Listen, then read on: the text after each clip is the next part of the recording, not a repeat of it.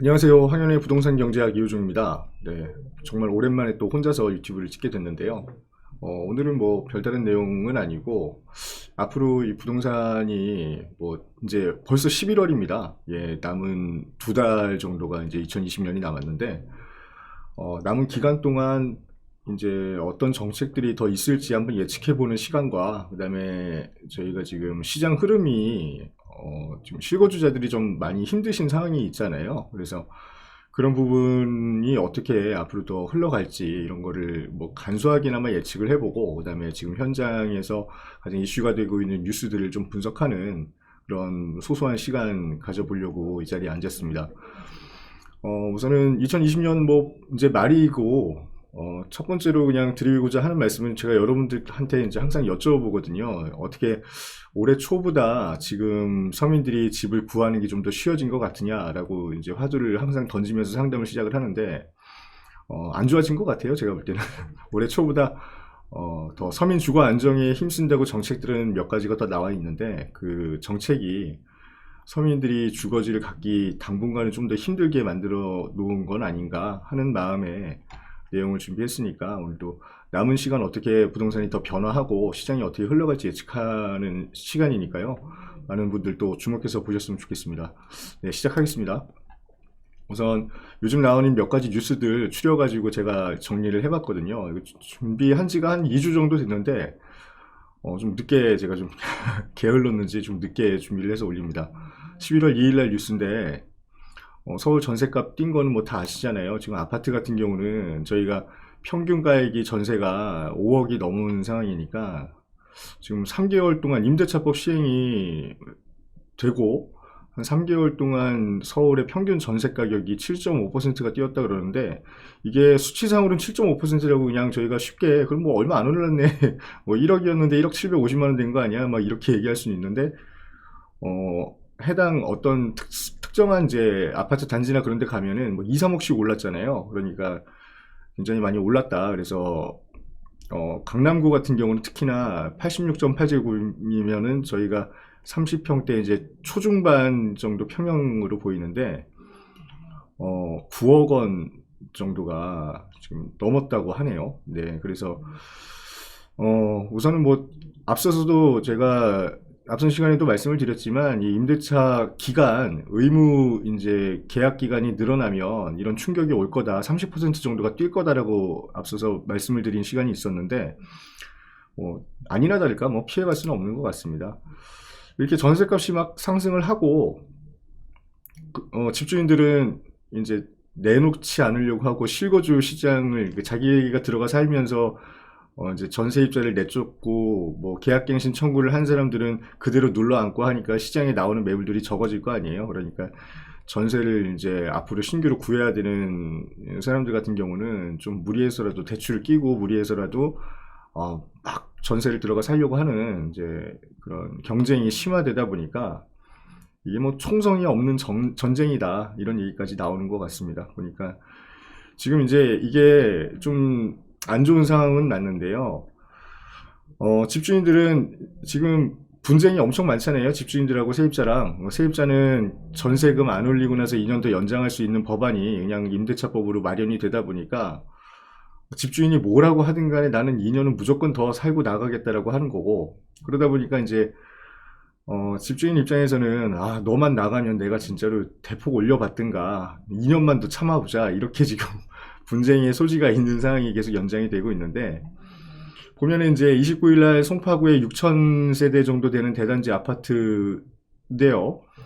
20평대가 이제 1,000세대가 넘는데 전세 매물 한 건 나왔다고 하고 지금 전세 매물은 씨가 말랐는데 월세 계약이 전월세 계약 총량의 3분의 1이 넘는다. 근데 이거 총량이라고 해서 굉장히 많을 것 같은데 보니까 68건이 올해 9월부터 9월 이후에 거래가 됐었는데 6,000세대인데 지금 이사철이지 않습니까? 9월 달부터 이제 10월, 10월, 11월 뭐 이쯤이 이사철인데 100건이 채 안 넘네요. 100건이 채 안 넘고 그 중에서 또 심지어 월세 계약이 3분의 1이 넘는다.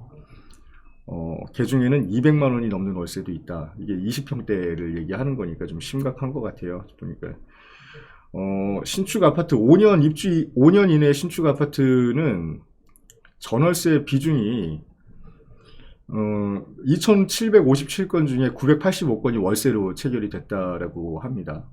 예, 월세 증가 현상은 당연히 입지가 좀 강남권부터 이제 수요가 이제 바뀌고 있다라는 얘기고요.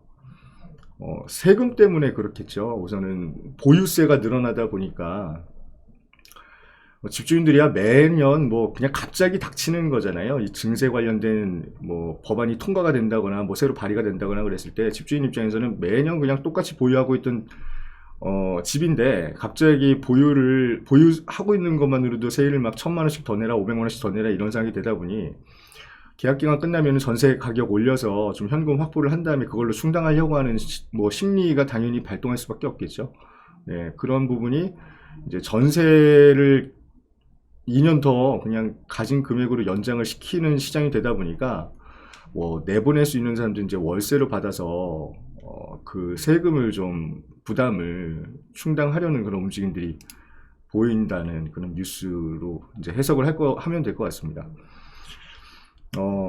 또 전세 얘기인데요.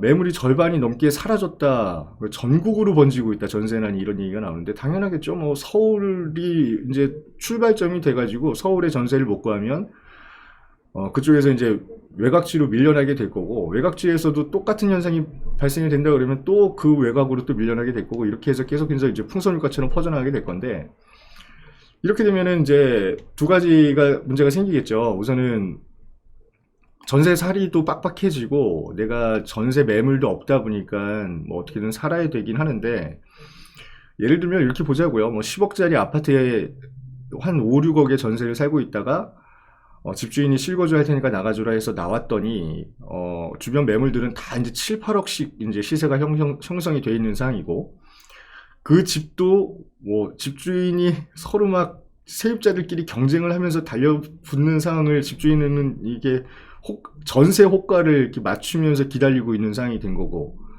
그래서 결국에는 그 경쟁에서 밀려나가지고 떨어지게 됐을 때 내가 거주할 집이 우선은 사라진 거잖아요. 1차적으로. 그렇게 되면 이거를 대체할 수 있는 뭐 다세대라든가 뭐 비슷한 평형의 뭐 조금 뭐 좀 오래된 아파트로 간다든가 해야 되는데 사고 싶어도 대출이 안 나오는 거죠. 그러니까 대출이 뭐 여러 가지 규제로 인해서 40% 미만밖에 총 매매가에 대출이 안 나오다 보니까 그것도 9억 이상 되는 건 더 줄어들고 15억 이상 되는 건 아예 안 나오고 그러면 또 이제 다세대 쪽으로 옮겨가든 아니면 뭐 다세대도 또 대출이 또 그것도 불편하신 분들은 또 다세대 전세로 옮겨가고 뭐 이렇게 해야 되는데 이게 부자들이 걱정할 일은 아니죠. 우선은 세입자분들이 흔들릴 수밖에 없는 상황이 계속 연장이 되는 것 같습니다.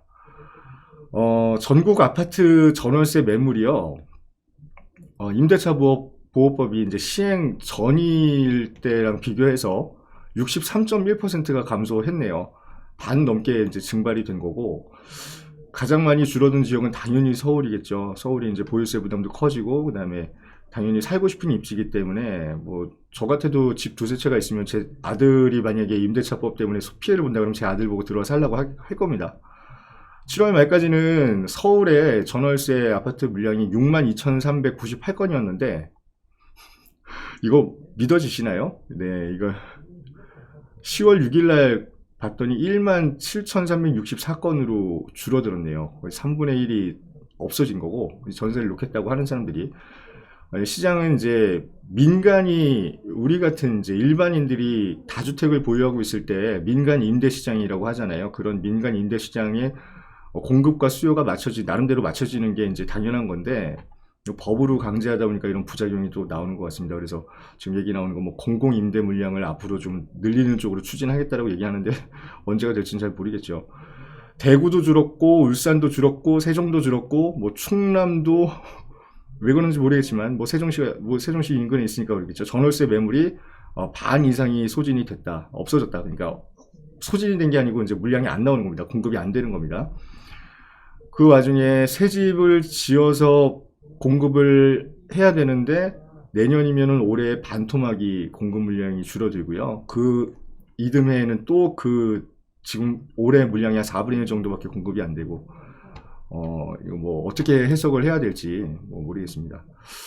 앞서 세부담이 커지니까 전세 시장에서 이제 보증금을 올려받거나 혹은 전세 보증금은 그대로 동결을 하되 월세를 추가해 가지고 받는 이제 집주인들이 늘어났다고 말씀을 드렸는데, 그렇게 되면 세입자는 내가 이제 주택에 살아야 되는 부분에서 이 대출 받은 사람은 대출 이자도 나가야 되고 그다음에 추가로 월세도 내야 되는 이제 악순환이 생기는 건 현상이거든요. 그러니까 은행에서 또 진짜 은행도 힘들잖아요. 요새 우리한테 빌려줄 수 있는 대출 중에 제일 큰 게 주택담보대출이라고 이전 시간에 말씀을 드렸는데, 은행도 이 예대 마진이 안 나오다 보니까 금융상품을 새로 만든 겁니다. 예를 들면 제가 월세를 살아요. 앞으로 이제 5억에 전세를 살고 있었는데 집주인이 나가래요. 그래서 제발 좀 뭐 어떻게 좀 갱신 좀 하고 싶습니다 했더니, 집주인 입장에서 그러면 5억에 한 70만 원 정도 월세를 매달 주면은 그냥 연장을 시켜주겠습니다 해가지고 했는데, 70만 원이 세부담이 큰 사람들이 있잖아요. 그래서 은행에 갔더니 은행에서 이런 얘기를 하는 겁니다. 그러면 저기 마이너스 통장처럼 이렇게 대출 약정을 하시고요. 당신한테 대출을 해주는 게 아니고 월세 얼마입니까? 그 월세 계약서 갖고 오세요 한 다음에 집주인 계좌로 바로 매달마다 월세를 이렇게 대납을 해주면서 그거에 대한 이자를 받는 상품이 나왔다고 하네요. 이게 이렇게 될 수밖에 없는 게 2020년 9월 기준으로 아파트의 전세 매물보다 월세 매물 수량이 더 늘어났기 때문에 그렇습니다. 그러니까 월세를 대납을 해주는 대출 상품까지 이제 나왔습니다. 근데 이게 여러 군데 여러 은행에서 이제 동시에 또 이제 상품들을 앞다퉈서 내놓는 것 같습니다. 근데 1,200만 원 정도가 대출 한도라 그러니까 뭐 월세 100만 원, 뭐 2년간 월세 납부라 그랬으면 뭐 이거 월세 계약 금액이 있겠네요. 이거 2년 동안의 대출금을 그냥 대출 한도로 정해놓고 나서 매달마다 그냥 빌려주는 상품이라고 얘기를 하는 것 같고, 이런 거 저도 처음 봐가지고 되게 뉴스 처음 봤을 때 당황했었는데, 이제 이거는 당연한 시장이구나 이렇게 느껴야 되지 않을까 이렇게 생각을 합니다. 또 다른 뉴스가 있었는데, 요새 이슈 많이 되고 있죠. 저희도 부동산으로 간다 해서 이제 심석영 이사님이랑 저랑 둘이서 얘기를 했던 부분도 있었고, 결국에는 홍남기 경제부총리께서 이제 의왕시에 있는 집을 팔았는데, 이때까지는 해당 전세를 주고 있던 세입자가 계약갱신 청구를 이제 시행을 한다 해가지고 실거주할 사람들이 사주질 않으니까 매각을 못 하고 있었잖아요. 근데 이거 최고 위로금이라고 하고 지금은 뒷돈이라고 하죠. 네, 그러니까 웃돈을 주고 뭐 위로금이라고 하는데, 뭐 이사비가 됐던 아니면은 뭐 당장 나가는 대가로 얼마가 됐든 간에 이거 얼마 줬느냐에 따라서 또 왜 개인 정보를 침해하려고 하느냐 이런 뭐 고성도 오갔다고 하는데, 이거 저는 이거 말이 안 되는 얘기 같아요. 이거 정부 정책을 만드시는 경제부총리이시거든요. 그분이 이거 세입자한테 자기 집을 매도한다고 나가달라고 하면서 뒷돈을 얼마가 됐든 간에 줬다는 얘기인데, 1주택자 되시려고 뭐 김영리 장관도 얘기를 했고, 제발 뭐 다주택 갖고 있고 안 살고 있는 집은 좀 파십시오 했는데, 또 고위공직자시고 하니까는 뭐 눈치가 보여서 이렇게 하셨을 거라고 저는 생각을 합니다. 근데 이거 뒷돈을 주면서 이렇게 내보내는 게 맞는 거냐. 그러니까 이거는 일반적인 논리로 이분은 돈이 있으셨으니까 뒷돈이라도 줘서 내보낼 수 있지만, 그렇지 못한 사람들 같은 경우는 이것도 상대적 박탈감을 좀 느낄 만한 내용이지 않을까 싶습니다. 이거 다주택 가지고 계시는 분들이 요새는 좀 이렇게 많이 패러디도 많이 하시더라고요. 비꼬기도 하시고 댓글 보면은 뭐 저희도 반면교사 삼아가지고 열심히 잘 살겠습니다 이런 얘기들 많이 하는데, 좀 씁쓸하죠. 네. 그리고 지금 좀 화가 난 뉴스를 봤는데요. 이거 전세 가격 오른다고 해서 이제 며칠 전 뉴스도 그렇고 뭐 최근에 나온 뉴스도 그렇고, 이 국토교통부에서 이제 해명 자료가 나왔잖아요. 해명 자료가 나왔는데, 전세 가격이 오른 게 이제 뭐 당연히 계약 기간 연장하면서 옛날에 91년, 90년대에 있었던 그 정도의 충격은 뭐 2, 3개월 안에 끝나고 조만간에 안정화될 거다라고 계속해서 얘기했던 이제 중국 부처입니다.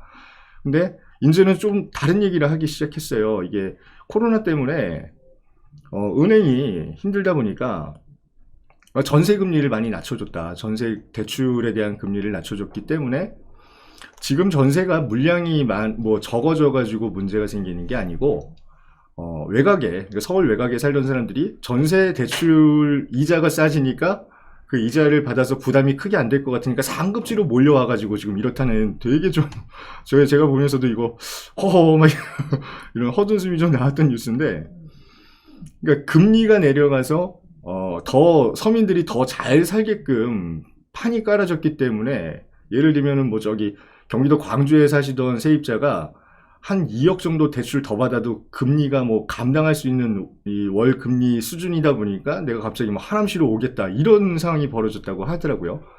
이거는 이제 국토교통부 해명 자료입니다. 근데 저는 이거 되게 이거 뉴스를 보면서도 되게 신선했어요. 제가 이거 어떻게 이런 변명을 할 수가 있지? 이거 진짜로 이거는 변명이냐 아니면 이게 진짜 어떤 아이디어를 내 가지고 이거 제가 볼 때는 이거 정신승리하는 것 같더라고요. 그러니까 법은 잘못된 게 없다라고 끝까지 지금 주장을 하는 입장이라 좀 굉장히 답답하기도 하고 제가 진짜 헛웃음이 나왔는데 굉장히 신선했어요. 이거 인정 못하겠다. 그러니까 임대차 3법이 잘못된 건 인정 못하겠고 경제부총리께서도 뒷돈 주면서 내보내는 것도 뭐 어쩔 수 없고 그거는 자연스러운 현상이다라고 하면서 전세 물량이 모자란 거는 절대 아니다. 우선은. 그리고 금리 인하 때문에 외곽 수요가 서울로 더 집중됐기 때문에 지금 이런 세입자가 곤란을 겪고 있는 거다. 그러면 또 이제 외곽에 살던 사람들한테 또 책임을 떠넘기는 듯한 이런 또 금리 인하 때문에 또 은행에다 또 책임을 떠넘기는 듯한 코로나 때문에 또 이런 변명들이 계속 나오고 있어요. 그러니까 이거 저는 이 생각이 들거든요. 이거를 탓을 하지 말고 우선 1차적으로 이거 탓을 해서 이거 뭐 바뀌는 게 뭐가 있겠어요. 이거 뭐 뭐가 잘못돼서 서민들은 힘든데 그거는 우리가 해결한 게 아니고요. 우리는 잘 하려고 그랬는데 뭐 때문에 또 이렇게 됐네요. 잠시만 좀 기다려 주세요. 이거 저희가 그래서 그런 게 아니고 뭐 외부 환경이 뭐 날씨가 추워져서 갑자기 이렇게 됐네요. 뭐 이런 식으로 지금 나오니까 이게 다음 대책이라는 게 과연 어떤 쪽으로 또 발현이 될까 또 불안해요. 저는 진짜로 좀 불안합니다. 앞으로 어떻게 될지 이제 알아보는 시간이라고 말씀드렸습니다. 얼마 전에 그 국회에서 이제 2020년 내년도 예산안 이제 연설을 대통령께서 하셨는데 전세 시장은 기필코 잡겠다. 어디서 많이 들어본 얘기 같죠. 이거 처음에 이제 임기 이제 시작하실 때도 다주택자를 어떻게든 규제를 해서 서민 주거 안정을 실현시키겠다라고 했던 이제 저 기억이 나는데 2020년 이제 3년이 지나고 나서는 이제 전세 얘기가 나오기 시작했습니다. 그러니까 집값은 제가 볼 때는 안정시켰는지 그거를 인정하시는지는 잘 모르겠어요. 근데 이제는 또 이제 기조연설에서 전세 시장은 기필코 안정시키겠다라는 이제 공언을 하셨으니까 이 정책이 혼란스러운데도 불구하고 정부가 이 전세 가격을 잡겠다라는 의지는 단호하다라고 얘기를 했고 그 대안으로 지금 임대차법을 건드리는 게 아니고 좋은 위치에다가 이제 질이 좋은 중형 공공 임대 아파트를 공급해서 전세 시장을 안정시키겠다라는 이제 대안을 또 말씀을 하셨네요. 어쨌든 이렇게 말씀을 하셨는데도 또 올랐습니다. 0.51% 전세값이 올랐다. 전주보다 더 상승폭이 커졌고 2011년 9월 둘째 주 이후에 가장 높은 전세 이제 가격 상승률을 기록을 했다. 69주째니까 이거 뭐 1년이 넘었죠. 1년 넘게 전세 가격이 상승했는데 2011년하고는 기조가 좀 다른 게 이때는 이제 글로벌 금융위기가 한참 이제 여파를 미치고 있는 시점이라 집을 사는 것보다는 내가 보증금을 돌려받을 수 있는, 그러니까 집값이 떨어질 것 같았기 때문에 내가 그냥 전세를 살면서 집값이 더 안정화되면 내가 그때 가서 매수를 생각해 보겠다 이런 기조였고, 지금은 집이 비싸서 못 사는 거죠. 집이 비싸서 못 사는데 전세라도 어떻게든 서울 안쪽에 뭐 내가 있어야 되는 쪽에 살아야 되니까 경쟁적으로 지금 전세 매수라고 해야 되나요? 이거 전세 살이를 하려고 달려들다 보니까 이렇게 상승폭이 있다, 이런 내용인 것 같습니다. 홍남기 부총리께 또 제가 죄송하지만 또 나오네요. 국정감사에서 전세 가격 안정화를 위한 추가 대책이 있냐? 라고 이제 물어봤더니 다른 가능성이 있는지 모색을 해보겠다. 그래서 저는 이거 정부가 이제 23번째 부동산 정책을 이제 폈잖아요. 3년 동안 만 3년 동안 23번째 정책을 폈었는데, 그냥 솔직히 말씀드리면요, 집값이 잠깐 주춤했던 적은 있었어요. 그러니까 매수세가 항상 꾸준하게 유지가 됐다가 어떤 정책의 벽에 부딪히면은 그 정책을 체감을 한 다음에 다시 매수세로 돌아서고 계속해서 이런 멈춤 현상은 있었지만 하락 기조는 제가 볼 때는 한 번도 보인 적이 없었거든요. 근데 이게 좀 무서운 얘기일 수도 있는데요. 이거 전세법도 이제는 23번이나 나오게 되지 않을까. 건드리는데도 안 내려갔잖아요. 우선은 임대차 3법 중에 2법이 시행이 됐는데 제가 볼 때는 전세 가격 지금 한 20% 이상을 오른 것 같습니다. 근데 추가적으로 대책을 발표하겠다. 집값 안정 대책 23번 했을 때 2배가 올랐습니다. 근데 전세 시장 안정화 대책 또 내놓는다 그러면 전세 시장이 과연 잡힐지 저는 좀 불안한 게 사실입니다. 그래서 대통령께서 말씀을 하셨으니까 저희가 이거 한 2주 전에 나왔던 얘기죠. 24번째 부동산 대책 중에는 이제 전세 시장 안정화 정책이 나올 거다 해서 다들 물어봤잖아요. 뭐 어떻게 될 거냐, 이런 법을 뭐 검토하고 있는 게 맞냐 했더니 절대 그런 법은 검토를 안 했다라고 했는데, 그러고 나서 이제 대통령 말씀대로 이제 공공임대주택을 좋은 입지에다가 많이 이제 지어서 전세 시장을 서민들 주거 안정을 시키겠다라고 이제 했는데, 우선은 첫 번째는 공공임대 아파트 지금 어디다 지을 거냐. 지금 짓는다고 해도 아파트 짓는데 뭐 1, 2년 만에 후딱 지을 수는 없잖아요. 빈 땅이 없기 때문에. 빈 땅이 있다 그래도 뭐 그린벨트, 뭐 태릉 골프장이나 뭐 그런 쪽 얘기 나오는데, 정비창 얘기 나오는데, 이거 뭐 사업계획 짜고 시공하는데 최소 5, 6년 정도 시간 걸리거든요. 최소입니다. 근데 거기다 지금 짓는다고 해도 입주 시점까지 5, 6년 뒤라 그러면 이거 뭐 어떻게 될지 아무도 모르잖아요. 그때까지는 전세 시장이 계속 혼란스러울 거고. 어쨌든 그거는 제가 볼 때는 막연한 얘기고요. 굉장히 막연한 얘기가 될 것 같고, 뭐 5, 6년 뒤에 시장을 갖다가 지금 뭐 저희가 전세는 당장 오늘 내일 살아야 되는 사람들이 막 지금 길거리에서 막 돌아다니면서 부동산 막 문의하고 있는데, 임대 아파트 지어줄 테니까 잠깐 기다려라라는 거는 뭐 실효성은 제가 볼 때는 거의 제로라고 보고요. 24번째 부동산 대책을 검토를 하고 있는데 발표를 못하는 거는 핵심을 찔렀기 때문에 그랬겠죠. 근데 저도 감히 예측을 하건데 뭐 요대로 될 것 같습니다. 그리고 충격적인 게, 그렇게 이런 법 발의 안 하겠다, 검토조차 하고 있지 않다라고 했던 법을 오늘 발의했습니다. 그게 전세를 지금 기존에 2년 전세 거주하고 그 다음에 2년 계약갱신 청구 써가지고 2년 더 연장할 수 있게끔 한 거잖아요, 임대차 입법이. 근데도 그것 때문에 지금 집주인하고 세입자가 반목이 엄청 커가지고 이 상황이 이 사달이 난 건데, 오늘 발의됐습니다. 전세기간 3+3 법안을 오늘 발표를 했네요. 네, 11월 4일이고요. 좀 전에 네이버 뉴스에서 보고 제가 이거 빨리 찍어서 뭐 말씀드렸으면 제가 좀 유명세를 좀 더 타지 않았을까 싶은데, 어쨌든 예고는 했던 겁니다. 전세 기간을 기본 계약 기간 3년, 그리고 계약갱신 청구를 썼을 때 또 추가 3년을 살 수 있는 법안, 그게 이제 당장 발의할 수 있는 법안이고 당장 시장에 어떤 충격이나 메시지를 줄 수 있기 때문에 그 법안을 이제 발의를 했다고 합니다. 지금 2+2도 이러는데 3+3 되면은 이제 점점 이제 심해지겠죠. 또 얘기 나왔던 게, 지금은 2+2년 살고 나서 그 세입자 내보내고 나서 신규 세입자 받을 때는 전세금 상한이 없잖아요. 그러니까 지금 막 3억씩 올라간 전세도 나오고, 지금 임대사업자 등록이 말소되지 않고 유지되고 있는 집은 5% 상한에 걸려 있지만, 나머지 신규 계약할 때는 임대사업자가 아닌 이상은 전부 다 상한이 없이 올려서 받을 수 있거든요. 근데 그거를 묶을 것 같아요. 제가 볼 때는 신규 전세 계약도 앞으로는 이제 3+3 하고 6년 있다가도 5%밖에 어떤 세입자를 받더라도 못 올리는 법안도 지금 고려를 하고 있지 않을까. 그리고 저희가 이건 한 반년 전부터 나왔던 얘기인데, 이 표준 임대가 제도 도입도 검토를 하지 않을까. 표준 임대가는 뭔지 아시죠? 그 베네수엘라 정책 중에 되게 중요했던 정책인데 네. 너희 집은 원래 이 가격이니까 전세도 이 가격밖에 받으면 안 된다. 이 가격 이상으로 받으면 너희는 이제 과태료를 물 것이다. 라고 정부에서 임대가를 이제 조정해주는 제도인데, 저는 이거 시장 충분히 이거 법 발의하고도 남을 지금 상황인 것 같습니다. 뭐 뭐 겁주려고 말씀드리는 게 아니고요. 진짜 이렇게 되면은 시장, 저는 이거 굉장히 좀 심각해질 것 같거든요.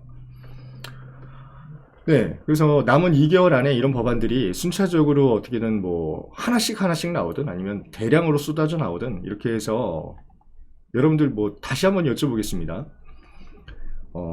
올해 초에 집값이 잡힐 거다, 12.16 대책 이후에 집값이 잡힐 거다고 했는데 현재 저희 서민들이라고 이제 해볼게요. 저희들 입장에서 집 사기가 좀 편해지셨습니까? 혹은 전세 사시던 분들 지금 전세 연장하거나 신규 계약하기 좀 편해지셨다고 느끼시는 분들이 얼마나 되실지 모르겠어요.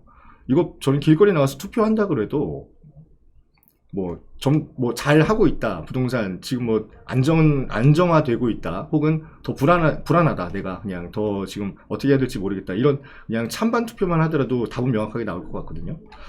어쨌든 이거를 저희가 어떻게든 대비를 해야 됩니다. 지금은 우리가 이제 주거지는 누차 말씀드리지만 의식주예요. 그 의식주는 인간의 필수 3요소이기 때문에 이거 없으면은 생활 기반 자체가 무너지거든요. 근데 이 시장을 자꾸 이렇게 혼란스럽게 만드는 게 과연 서민들이 욕심이 많아서 그런 건지, 혹은 정책에 어떤 좀 빈틈이 있어가지고 그 빈틈으로 어떤 부작용이 생겨서 지금 이렇게 흘러가는 건지, 이거 냉정하게 따져보고 좀 준비를 해야 될 것 같고요.